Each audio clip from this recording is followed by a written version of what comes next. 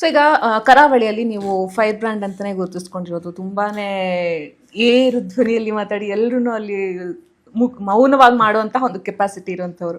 So ಈಗ ಎಲ್ಲೋ ಒಂದ್ ಕಡೆ ಈ ಒಂದು ಬಿಗ್ ಬಾಸ್ ಮನೆಯಿಂದ ಆಚೆ ಬಂದ ಮೇಲೂ ಕೂಡ, ಅಥವಾ ಅದಕ್ಕೂ ಮುಂಚೆ ಕೂಡ ಎಲ್ಲೋ ಒಂದ್ ಕಡೆ ಸಾಕಷ್ಟು ತೊಡಗಿಸ್ಕೊಳ್ತಾ ಇಲ್ವೇನೋ ಚೈತ್ರ ತಮ್ಮನ್ನ ತಾವು ಅದರಲ್ಲಿ ಅನ್ನುವಂತಹ ಒಂದಿಷ್ಟು ಮಾತುಗಳು. ಹೌದಾ? ಇಲ್ಲಪ್ಪ, ಖಂಡಿತ ಇಲ್ಲ. ಹೊರಗಡೆ ಬಂದೇ 2-3 ದಿನ ಆಗಿದೆ ಅಷ್ಟೇ. ಕಂಟಿನ್ಯೂ ದಿನಕ್ಕೆ 7-8 ಇಂಟರ್ವ್ಯೂಗಳಲ್ಲೇ ಬ್ಯುಸಿ ಇದ್ದೀನಿ. ಹಾಗಾಗಿ ಬೇರೆದಕ್ಕೆ ಅದೇ ಇನ್ನೂ ಸಮಯ ಕೊಟ್ಟಿಲ್ಲ ಅಷ್ಟೇ. ಹಾಗೇನೂ ಇಲ್ಲ, ನಾನು ಹಸುವಿನ ಕೆಚ್ಚಿನ ಕೊಯ್ದಿರೋ ಪ್ರಕರಣದ ಬಗ್ಗೆ ಮಾತಾಡಿದ್ದೀನಿ, ಖಂಡಿಸಿದ್ದೀನಿ. ಅದೊಂದು ನಾನು ಕೇಳಬೇಕಿತ್ತು. ಸೊ ಇವಾಗ ನೀವು ಗೋಮಾತೆ ಮಾತಾಡಿದಾಗ ಅದನ್ನ ನಾನು ಕೇಳೋದಿತ್ತು, ಅದನ್ನ ಎಷ್ಟು ಕ್ರೂರತನ ಅದು ಅಂತ, ಕೆಚ್ಚನ ಕುಯ್ಯೋದು ಅಂತ. ಸಮಾಜ ಇನ್ನಾದ್ರೂ ಎಚ್ಚೆತ್ಕೋಬೇಕು ಅಂತ ನಾನು ಅನ್ಕೊಳ್ತೀನಿ. ಈ ನಮ್ಮ ಭಾವನೆಗಳಿಗೆ ಬೆಲೆ ಕೊಡೋದ್ರಿಂದ ಆಚೆಗೆ ಕನಿಷ್ಠ ನಾಗರಿಕ ಸಮಾಜ ಆದ್ರೂ ಇದನ್ನ ಖಂಡಿಸ್ಬೇಕು. ಮಾನವೀಯತೆ ದೃಷ್ಟಿನಲ್ಲಿ ಖಂಡಿಸಿ. ನಾವು ಸಿದ್ಧಾಂತ, ಗೋಮಾತೆ ಇದೆಲ್ಲ ಸರಿ, ಇದನ್ನೆಲ್ಲ ಮಾತಾಡೋದಕ್ಕೆ ನಾವಿದ್ದೀವಿ. ನಮ್ಮಿಂದ ಆಚೆಗೆ ನೀವುಗಳು ಯಾವುದಕ್ಕೂ ಬರದೇ ಇರುವಂತ ಒಂದು ನಡುವಿನ ವರ್ಗ ಇದೆಯಲ್ಲ, ನೀವುಗಳು ಕನಿಷ್ಠ ಮಾನವೀಯತೆ ದೃಷ್ಟಿಯಿಂದ ಆದ್ರೂ ಇದನ್ನ ಖಂಡಿಸಿ.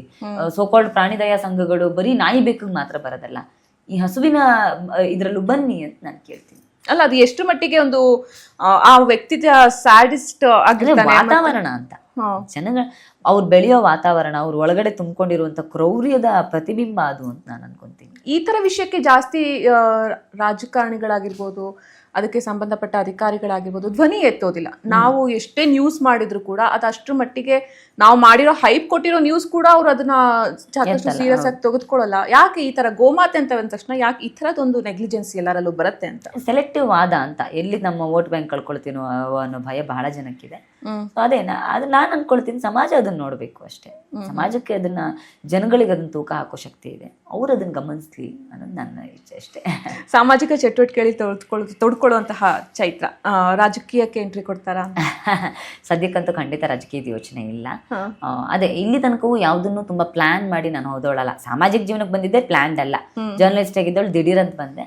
ಸೊ ಉಳಿದಿರೋದೆಲ್ಲದು ಭಗವಂತನ ಇಚ್ಛೆ ಅಂತ ನಾನು ನಂಬ್ತೀನಿ. ಡೆಸ್ಟಿನಿ ಏನ್ ಹೇಗೆ ತಗೊಂಡೋಗುತ್ತೆ ಹಾಗೆ ಹೋಗ್ತೀನಿ. ಸಪೋಸ್ ಬಂತು ಅಂದ್ರೆ ನಿಮಗೆ ಹೋಗೋಕೇನು ಪ್ರಾಬ್ಲಮ್ ಇಲ್ಲ?